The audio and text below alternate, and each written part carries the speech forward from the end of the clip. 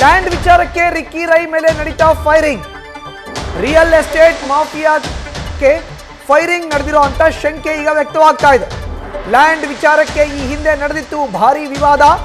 ಇದೇ ಕಾರಣಕ್ಕೆ ಫೈರಿಂಗ್ ನಡೆದಿರೋ ಬಗ್ಗೆ ದೂರು ದಾಖಲಾಗಿದೆ. ಬಿಡದಿ ಠಾಣೆಗೆ ಕಾರು ಚಾಲಕ ಬಸವರಾಜ್ ದೂರನ್ನು ಸಲ್ಲಿಸಿದ್ದಾರೆ. ಮುತ್ತಪ್ಪರೈ ಮೊದಲ ಪತ್ನಿ ಅನುರಾಧ, ರಾಕೇಶ್ ಮಲ್ಲಿ, ನಿತೇಶ್ ಎಸ್ಟೇಟ್ ಕಂಪನಿ ಎಂಬುವರು ಅವರ ವಿರುದ್ಧ ದೂರು ದಾಖಲಾಗಿದೆ. ಹೆಚ್ಚಿನ ಮಾಹಿತಿ ನೀಡಿದರೆ ನಮ್ಮ ಪ್ರತಿನಿಧಿ ಮೋಹನ್ ನೇರ ಸಂಪರ್ಕಕ್ಕೆ ಜಾಯಿನ್ ಆಗಿದ್ದಾರೆ. ಮೋಹನ್, ಲ್ಯಾಂಡ್ ವಿವಾದಕ್ಕೆ ವಿಚಾರಕ್ಕೆ ಸಂಬಂಧಪಟ್ಟಂತೆ ಈ ಫೈರಿಂಗ್ ಆಗಿದೆ ಅನ್ನೋದು ಪ್ರಾಥಮಿಕವಾಗಿ ಸಿಗ್ತಾ ಇರೋದು. ಹಾಗಾದ್ರೆ ಆ ಲ್ಯಾಂಡ್ ಯಾವುದು, ಯಾರಿಗೆ ಸೇರಿದ್ದು, ಎಲ್ಲಿರೋದು ಈ ಲ್ಯಾಂಡ್, ಇದ್ರ ಬಗ್ಗೆ ಏನಾದರೂ ಮಾಹಿತಿ ಸಿಗ್ತಾ ಇದೆಯಾ ಮೋಹನ್?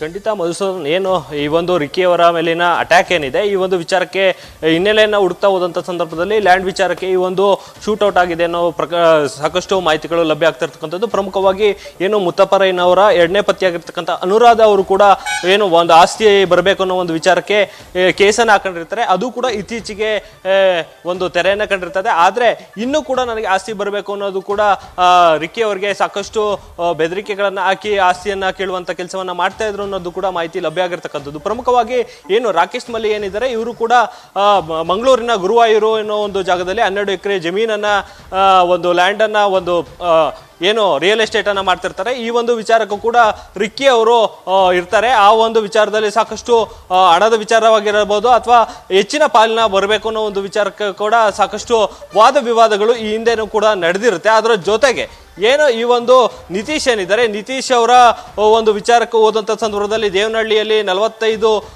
ಎಕರೆ ಜಾಗದಲ್ಲಿ ಸಾಕಷ್ಟು ಒಂದು ಲೇಔಟ್ ಅನ್ನ ಮಾಡಿರ್ತಾರೆ. ಈ ಒಂದು ಲೇಔಟ್ ವಿಚಾರವಾಗೂ ಕೂಡ ಮುತ್ತಪ್ಪರೈ ಇದ್ದಂತಹ ಸಂದರ್ಭದಲ್ಲಿ ಈ ಒಂದು ಲೇಔಟ್ ಕೂಡ ನಡೆದಿರ್ತದೆ.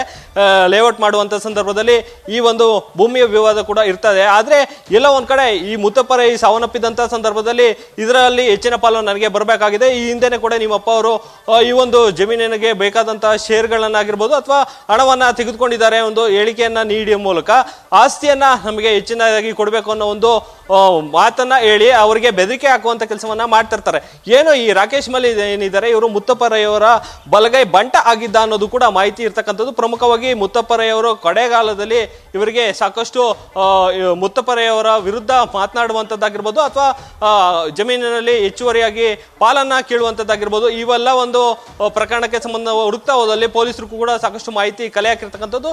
ಒಟ್ಟಾರೆಯಾಗಿ ನೋಡಿದರೆ ಈ ರಿಕ್ಕಿ ಅವರ ಹಿಂದೆ ಸಾಕಷ್ಟು ಬೆದರಿಕೆ ಕರೆಗಳು ಕೂಡ ಬರ್ತಾ ಇದ್ದು ಇವರ ಮೇಲೆ ಒಂದು ಅನ್ನೋ ನಿಟ್ಟಿನಲ್ಲಿ ಈಗಾಗಲೇ ಕಂಪ್ಲೇಂಟ್ ಕೂಡ ಆಗಿರ್ತಕ್ಕಂಥದ್ದು. ಹೀಗಾಗಿ ಇವರ ವಿರುದ್ಧ ನ್ಯೂಸ್ ಫಸ್ಟ್ ನಿರ್ಭೀತಿಯಿಂದ ನಿಮ್ಮ ಪರವಾಗಿ.